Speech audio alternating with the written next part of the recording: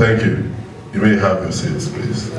Help us welcome and celebrate for consistently holding on to the value that he has set for the Nigerian e-government summit year after year.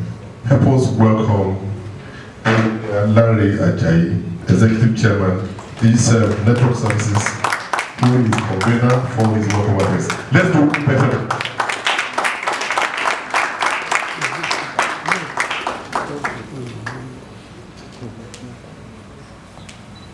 Thank you, P. The Executive Governor of Lagos State, ably represented by Engineer Ibilola Kasumo, the Permanent Secretary, Ministry of Innovation, Science and Technology, the DG Galaxy Backbone, who I believe is here, the DG of NIMC, Engineer Abisoye Koka Bishote, ably represented by Mr. Elias Okafor, very eminent personalities in the House, distinguished ladies and gentlemen. I would like to welcome you to this 6th edition of the Nigerian e-government. This is our 6th year of doing this summit.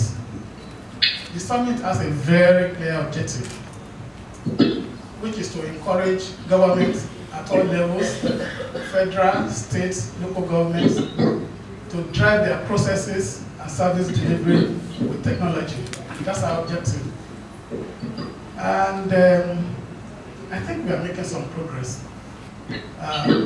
We've seen some government departments really driving their services through technology.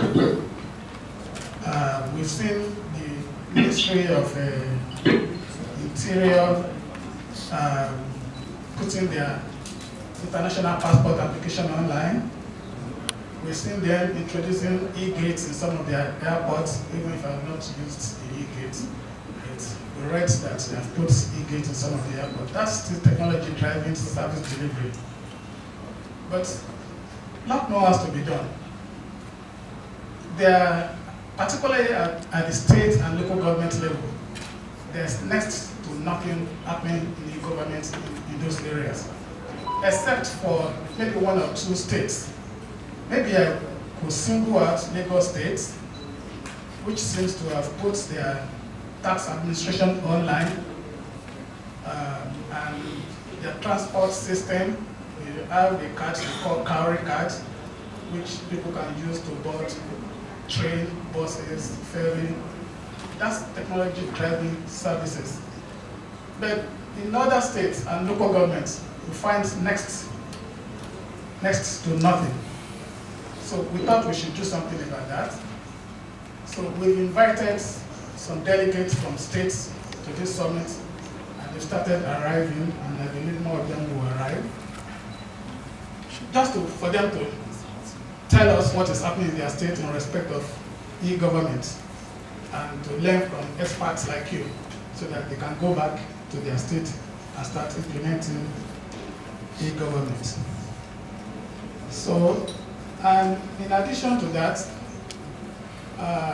from the previous summit we had, we got some feedback that in addition to this talk that we do every year, that there should be some action, that we should put up processes, actions that will enable some of these governments to drive their services with technology. So our company developed an e-government platform that we called OneGov. It's a platform that enables government, particularly local government and maybe states, to put their basic services online, to put all their forms online, so that people can come and fill forms to government online. You don't have to fill physical paper again. I mean, that's so boring. So, and to make payments to those governments online. So that's some of the steps we have taken. But that are just for basic services. The real deployment of other services will be provided by information technology companies, most of them are here too. They have exhibition stand out there. So we encourage you to talk to them and see how you can benefit from their services.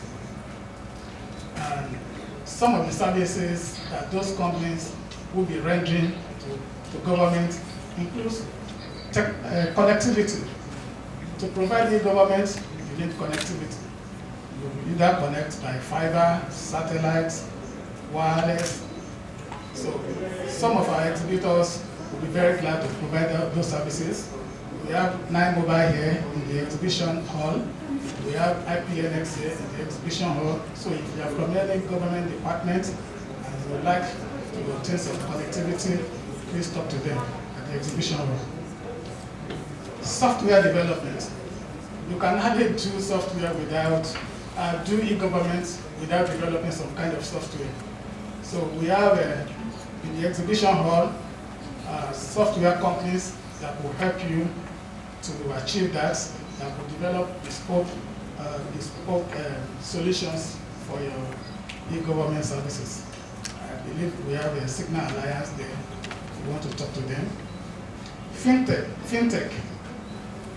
Some of the services delivered by government requires payment.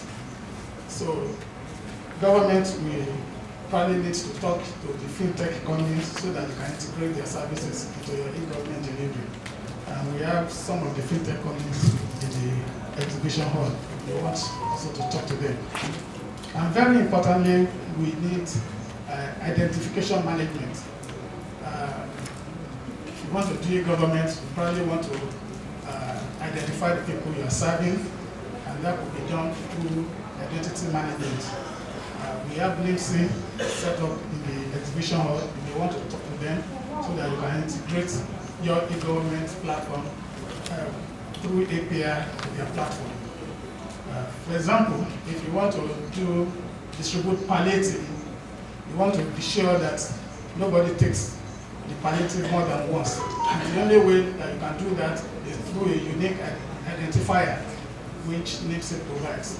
So if you have on your e-government platform that is integrated to NIMSI, you may be able to achieve that so that people come to your platform, request for palliative.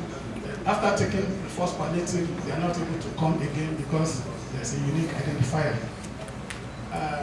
Also, in e-government, you will generate data during your e-government processes. You will need a data center that will put those data.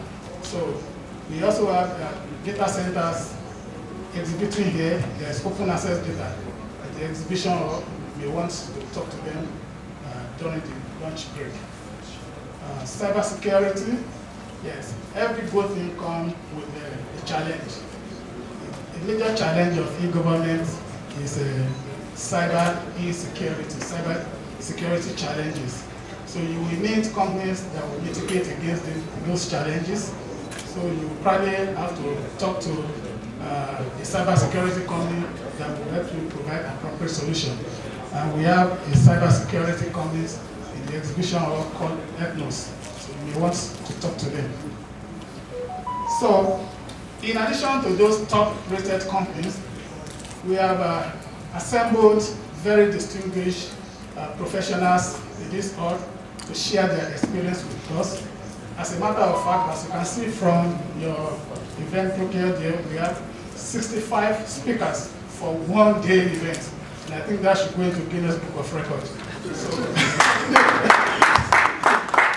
have 65 people that are talking to us today, so we have to manage that time very well. And you will notice that we try to start right on time because we need to benefit from the experience of all those 65 professionals. So at this moment, I would just like to request that you sit back and enjoy the summit. Thank you very much. When I was told I was going to accompany this year's event, while I was at the kitty, I said, yeah, sure, this is what we've done for years. So I flew down, very excited. But this morning, when he told me there were going to be 65 speakers, I wanted to go back. because I think I would need a lot of prayers right now to manage, be able to, manage the time of the people. But see, something stands out year after year for those who have always come for the summit. And that's the fact that you can tell of his passion. He wants things to be done ASAP.